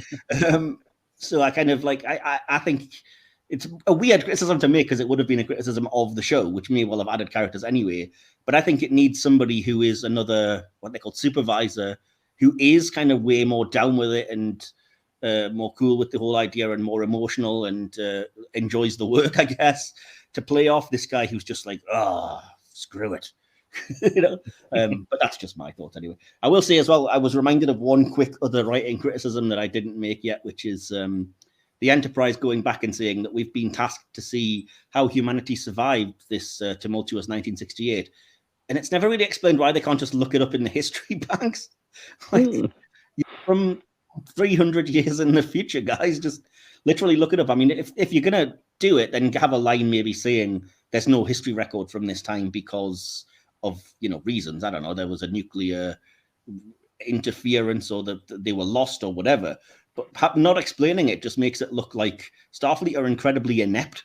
Like, oh, someone stole that volume of our history encyclopedia, so you better go back and fill us in. Yeah, Spock knows of like 3 distinct historical significant events that he lists for that time, as you've already mentioned. Later on in the episode, he is able to say exactly what the trajectory and the height, the altitude of the missile were when it exploded.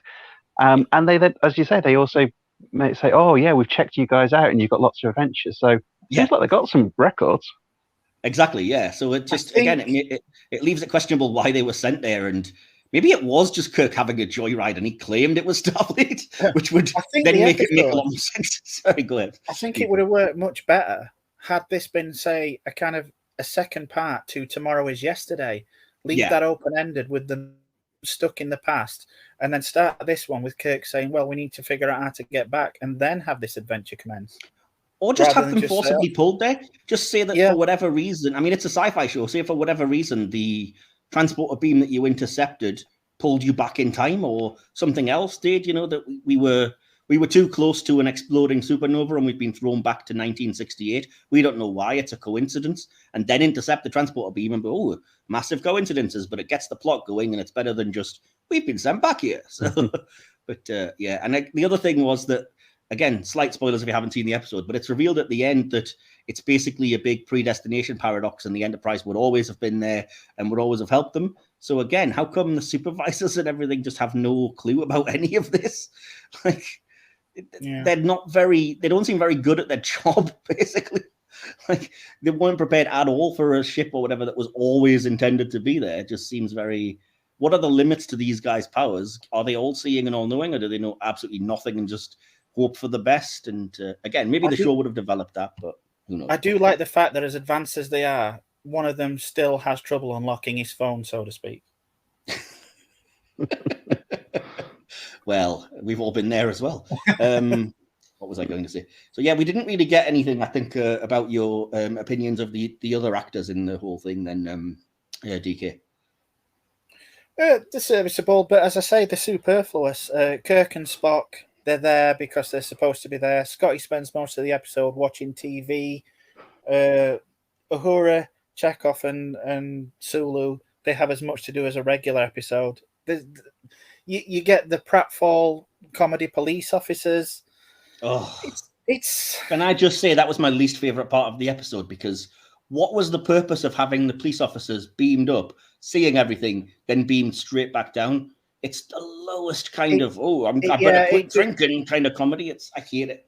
And when you look back, these poor guys are going to be in therapy for the rest of their life. They're going to be laughed out of the force. But look what happened to that guy in Picard when he was like beamed up by the Vulcans. You've basically just created two of that guy. No one else really needs to be there, and they're only there to justify the backdoor pilot.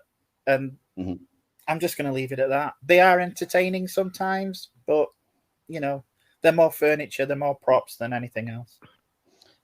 Fair enough. I'm going to give you my thoughts so that we can end on a high when we go to Rick about the acting. But I will say that, I've already said my opinion on Lansing. Not so great. Terry Garr I like a lot, but I think she was directed badly. There's a lot of convenient stuff. This isn't really the acting, it's writing, but there's like Roberta conveniently accidentally beaming at perfect times and almost causing World War III is just a little bit too... Like, again, if this had went to series, I really hope they wouldn't just make her the stupid oopsie character, because, that's not fair to the actress or anyone watching. I'm hoping she would have learned as it went on. Yeah, well, I do like the fact that they make a point of saying that even though she's a bit erratic, she has got a high IQ. So I was like, okay, they would and potentially could have developed that. She did get all of the best kind of gags that are either directly from her or about her, because I like it when... he's looking her up on the database and they mention like she has a larger star-shaped mole on, and she's like, no, that's enough. But yeah, whoever it is that put her in these outfits, her wardrobe hurts my eyes. I know that it's the 60s, but come on, man. There was no need for that. And what was I going to say? I may as well get this out of the way now since we're talking about Terry Garr, but I wanted to mention this in case anybody was unaware, that the actress has had a very unpleasant time filming Star Trek. It's kind of well documented that she doesn't talk about it. She refuses to talk about it, and all that was known is that she kind of faced a lot of harassment. So I feel like she probably wasn't having the best time in the episode, which means you have to commend the performance all the more. Not that I'm out here judging or anything. We don't know anything about what happened, and I'm not condemning or saying anything other than it's a shame, and I would have liked to know her thoughts on this and the cancelled spin-off, but we may never know. And just to finish the acting thoughts, the last note that I have is more or less exactly the same as DK. The Trek regulars do the Trek regulars thing, and they're just going through the motions, I think. I will give one shout out, though. Kudos to James Doohan for doubling up as Capcom. Yeah. I recognized him straight away. Maybe it's because I've watched that many of the animated series now, but I was like, yep, that's doing that voice. It is. So yeah, definitely. Rick, what are your thoughts on any and all of the acting in the episode? Okay, so yeah, Terry Garr I thought was fantastic.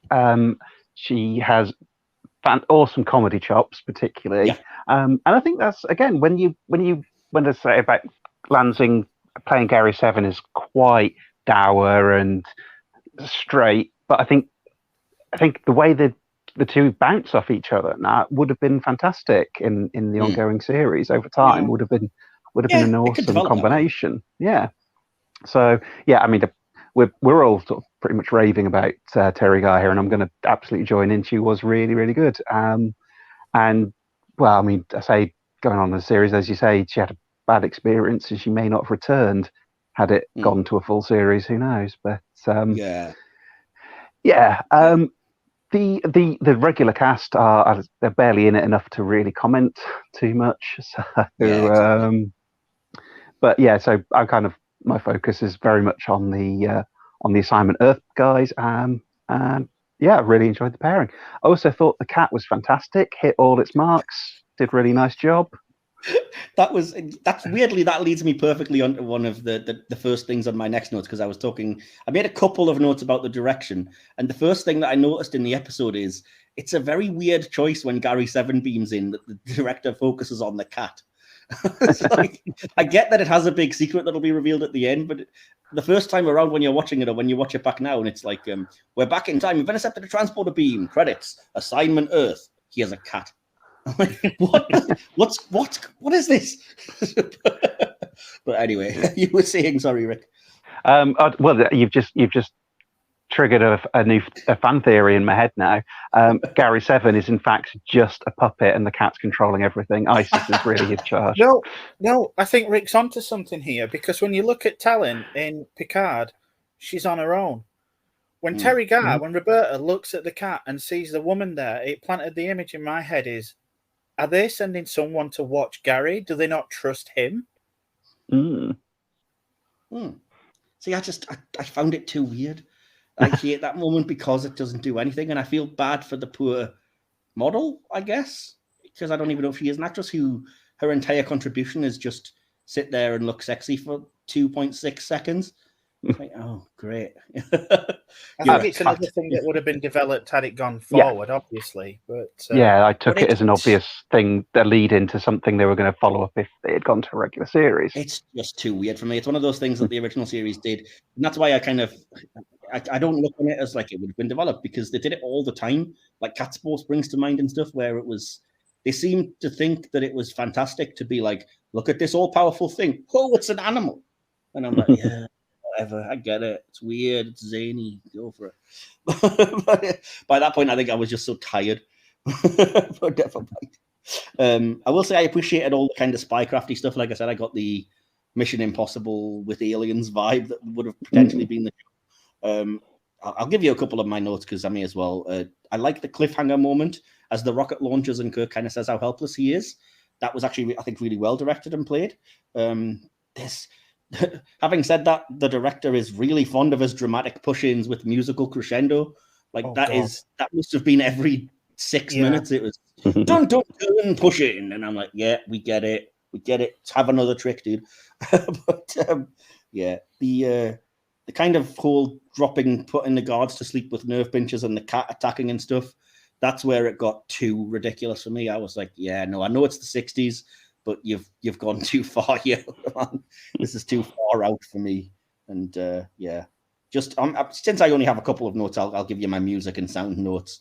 The first one being that the music is incessant, as I already hinted, so that it feels like it's always going, focus on this. This is tense. This is kooky. And I don't need music to do that for me, especially when you have cats turning into women. It's there in front of you. I will say the other thing is the cat noises are incredibly annoying. Whoever did the Foley and decided to add in little cat meowing noises every 2 minutes, it wasn't necessary, and it really grated on me after a while. But anyway, so any thoughts then, Rick? We will go to you on direction and on like the music and the various sound of the episode. So I mean, I do see what you're saying about it being quite full on and putting a lot of the dramatic stuff, but then it's supposed to serve as a pilot, so for a new series. So yeah, they're gonna put in all their things. They've got to say this. They want to make everyone think this series is going to be so dramatic and full on and crazy and awesome. So yeah, I mean, it it doesn't bother me. It doesn't jump out as my favorite thing of the episode, but as a general thing, I quite just the episode clips along at a reasonable pace for me, and I think it's just I'm quite, as I say, I mean, obviously I'm clearly the big fan of the episode. While the music doesn't jump out per se, it doesn't bother me. DK, what about you? Any thoughts on directing and sound? I've got nothing really on sound.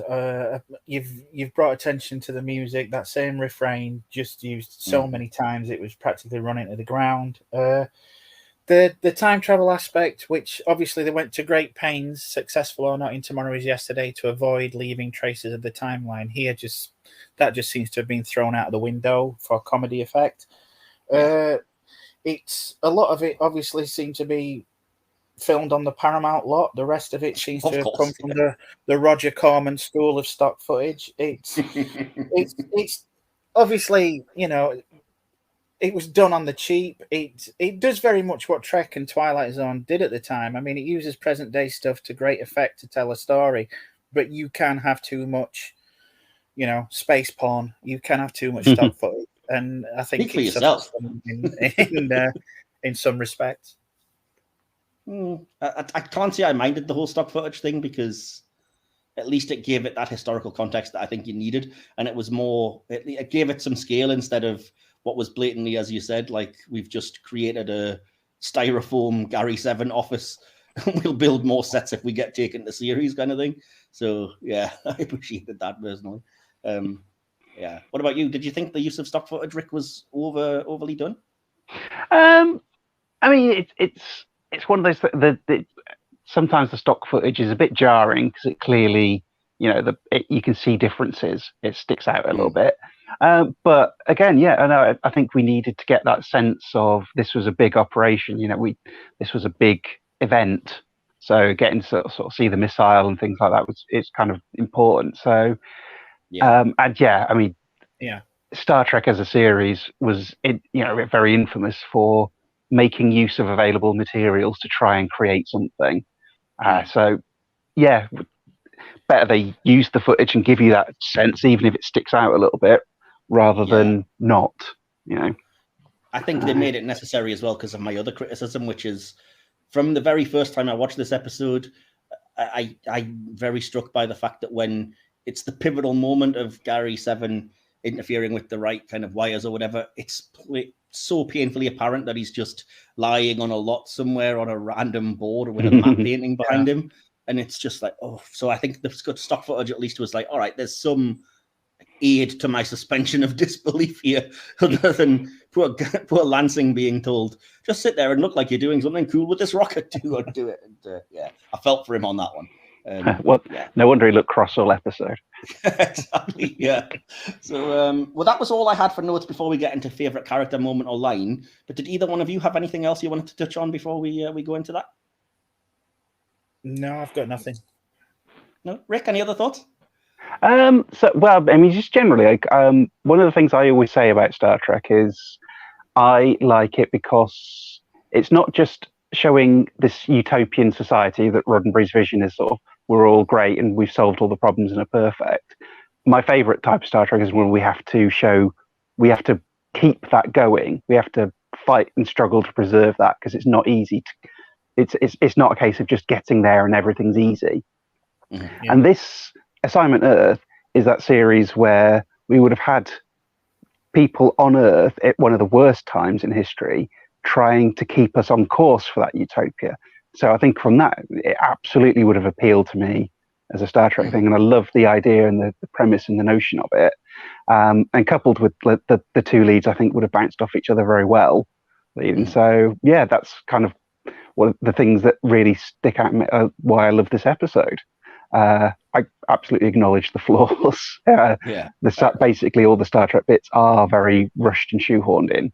So you've just brought something else to my attention as well, sorry, which is that this is one of however many thousand odd examples of what are the conservative Trek fans watching, because you suspect that what would people that are overly right wing have made of this when the entire episode is basically don't have nuclear weapons, don't be constantly warring with each other. You're about to destroy yourself because of your dumb politicians and everything.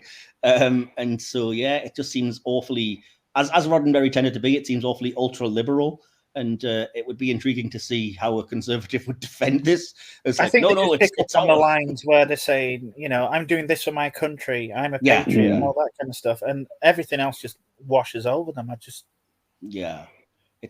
would be interesting to see, especially, like I said, I don't know the reasons behind why it didn't get picked up for series, other than the fact that it would be terrible, in my opinion. But I wonder if there's a degree of like, oh no, we can't be so anti-establishment in the entire premise of a series, But that's just speculation, so that's just me.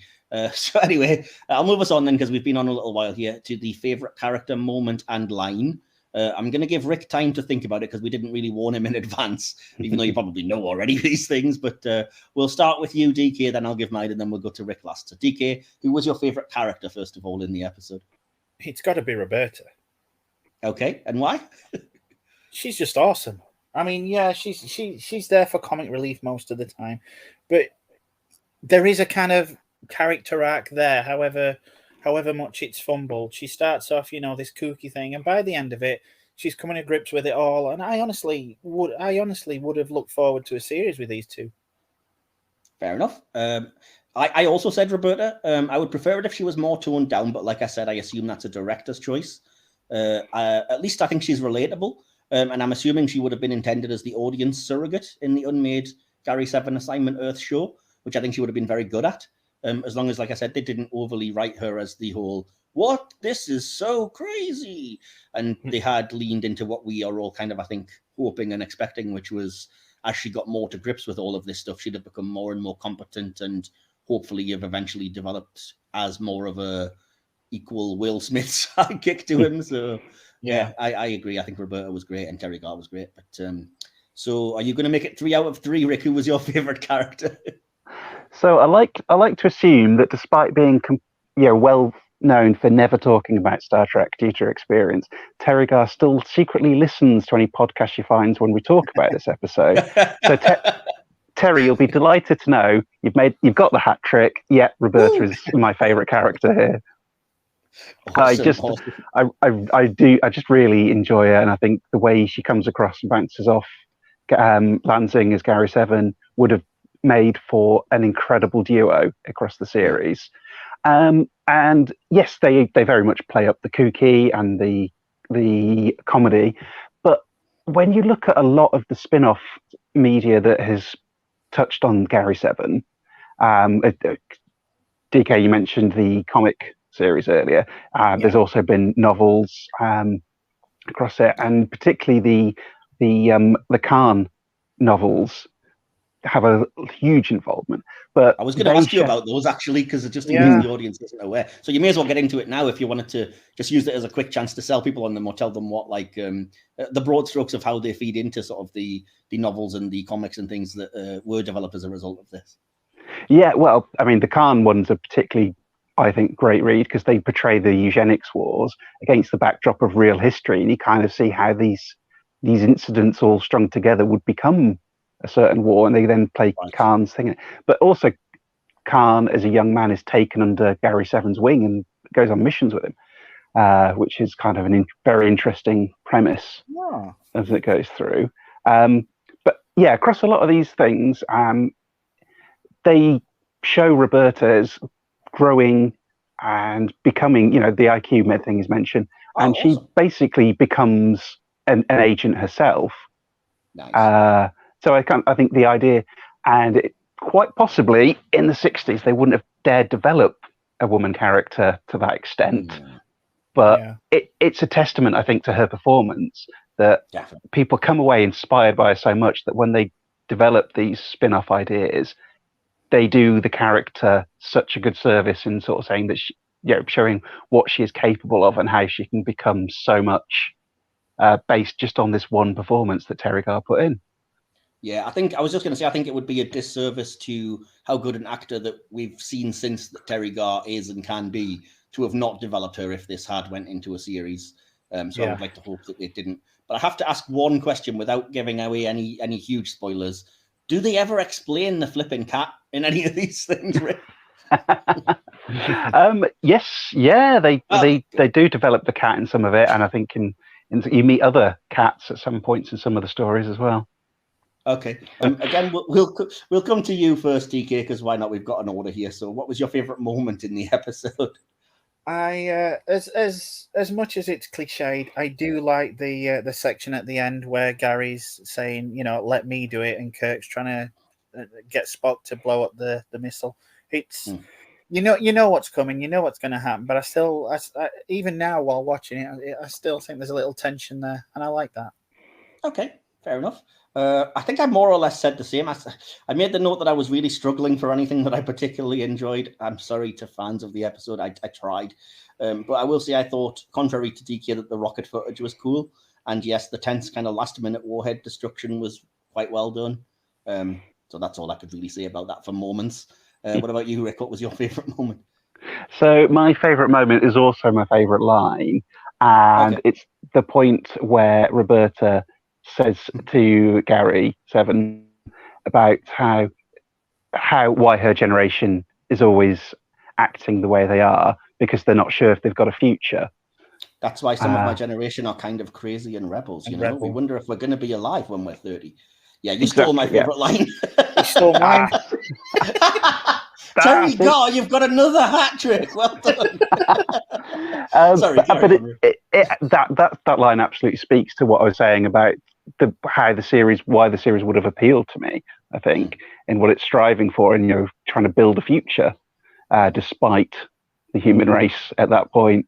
And it also sort of positions Roberta's character as what she is. She is that voice of youth in there that would have been quite an interesting one, especially in the contrast to sort of a curmudgeonly old man such as Gary 7 is, because I think based on what they say, he's probably extremely old, so despite his physical appearance. So for me that moment absolutely summed up all the appeal of Assignment Earth, and that line absolutely hits it for me. I completely understand that. I get it. Absolutely. Would you say the same? So obviously we've all revealed that is our favourite line. So what about you, DK? Would you agree that's the reason why? 100%.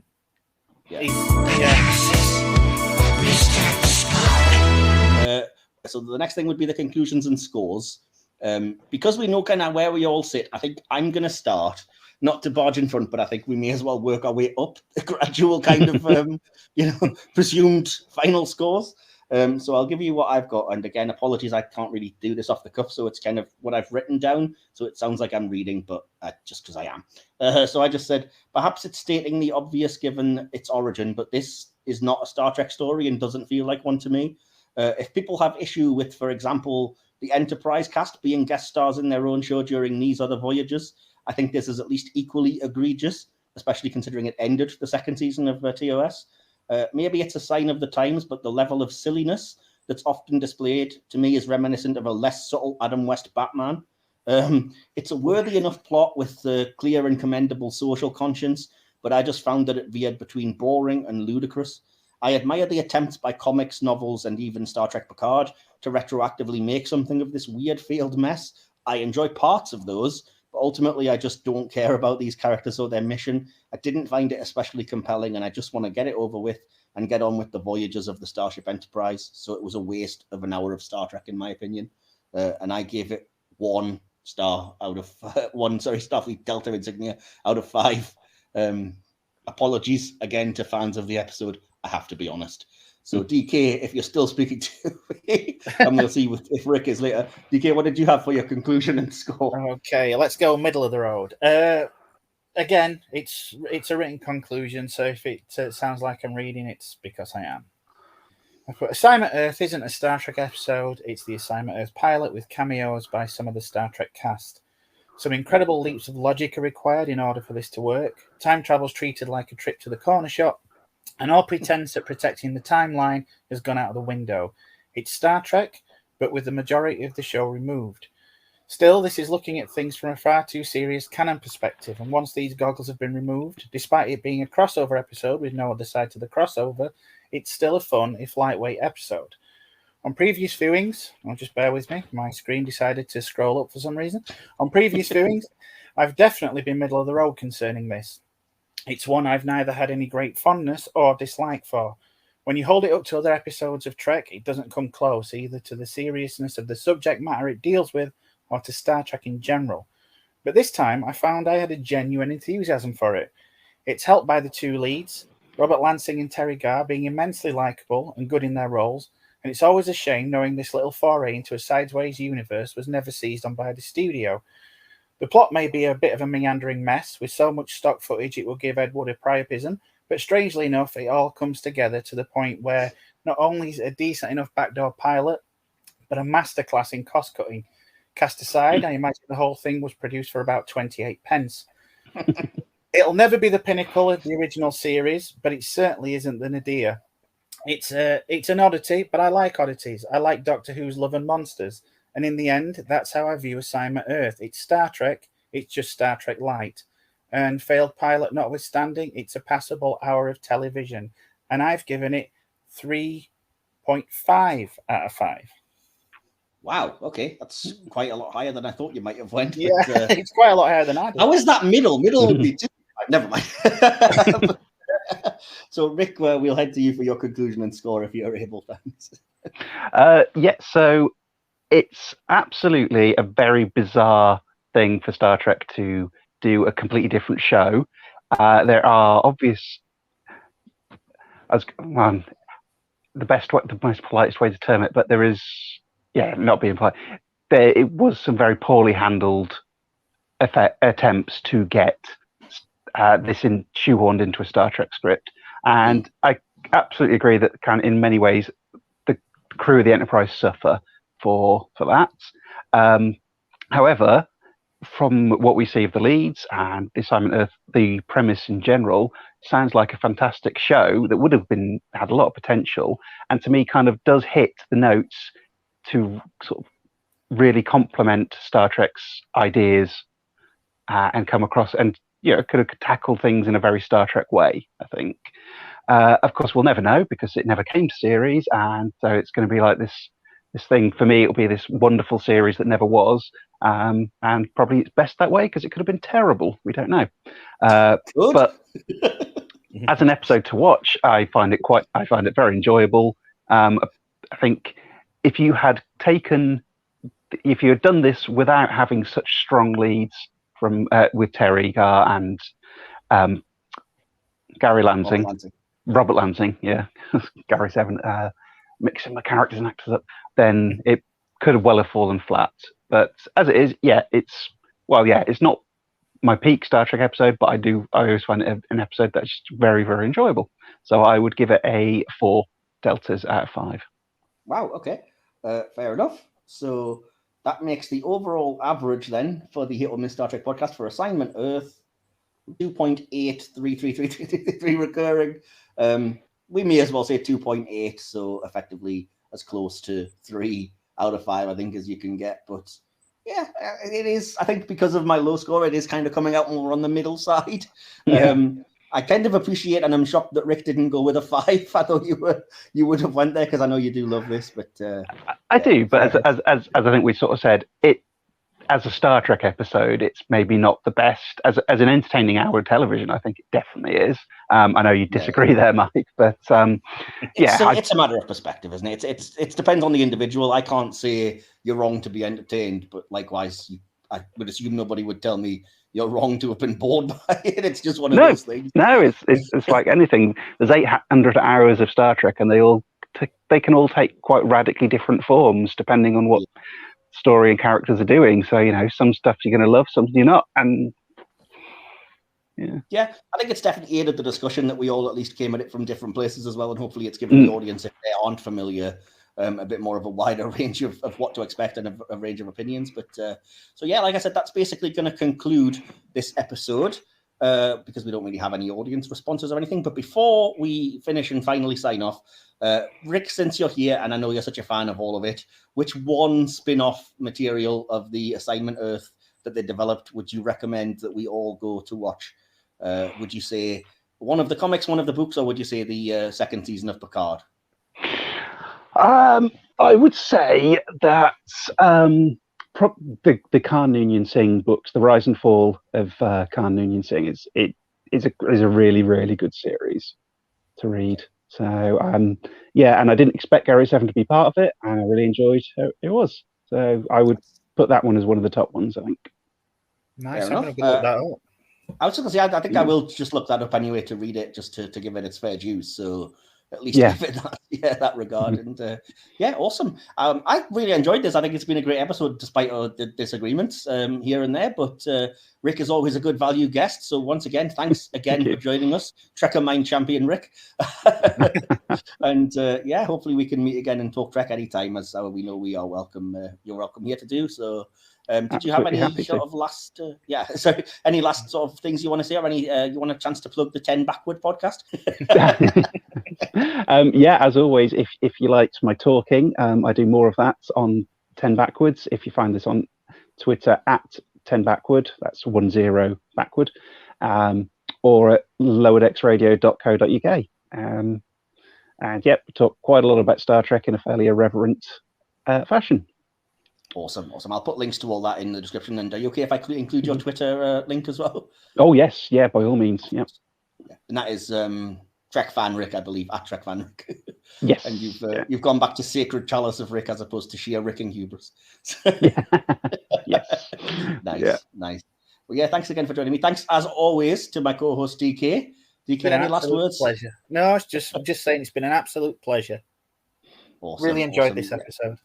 I have too. It's been great. We probably could have talked for way longer, but it's best we don't keep anyone any longer. So, I've been Mike. As you will hear, we don't have to quite go into all of our socials and everything now because we have a new outro that will do that for us. So if you want any of that information, please do stay and listen to that because it gives everything there. As always, it's always in the descriptions anyway. But there will be, when this airs, our next episode that will be due will be DK Solo. I won't be on that episode, but our good friend Will Templar will be joining DK, and they're going to be looking at the Enterprise episode Future Tense. So, carrying on the time travel theme. But, so take care, everybody. I'm aware that I've been talking way too much, so DK, would you like to give us the send-off for a change this time? Okay. Just remember, everyone, we are Starfleet. Live long and prosper. Live long and prosper. You have been listening to the Hit or Miss Star Trek podcast, hosted by Michael Wilson and DK. Created, produced, and edited by Michael Wilson. Additional material produced by DK. Music by Timeless Journey. More information can be found at soundcloud.com/Timeless Journey. The Hit or Miss Star Trek podcast is based on an idea by Michael Wilson and Will Templar. Follow the podcast on Twitter at HomeTrek, on Instagram at HoM Star Trek Podcast, or look for the Hit or Miss Star Trek Podcast under Facebook groups. Links to all our social media accounts and more are in this episode's description. This podcast is available on YouTube or wherever you get your podcasts. Just look for Silver Screen, Hit or Miss Star Trek. This has been a Mike's Podcast production, copyright 2022. Thank you for listening.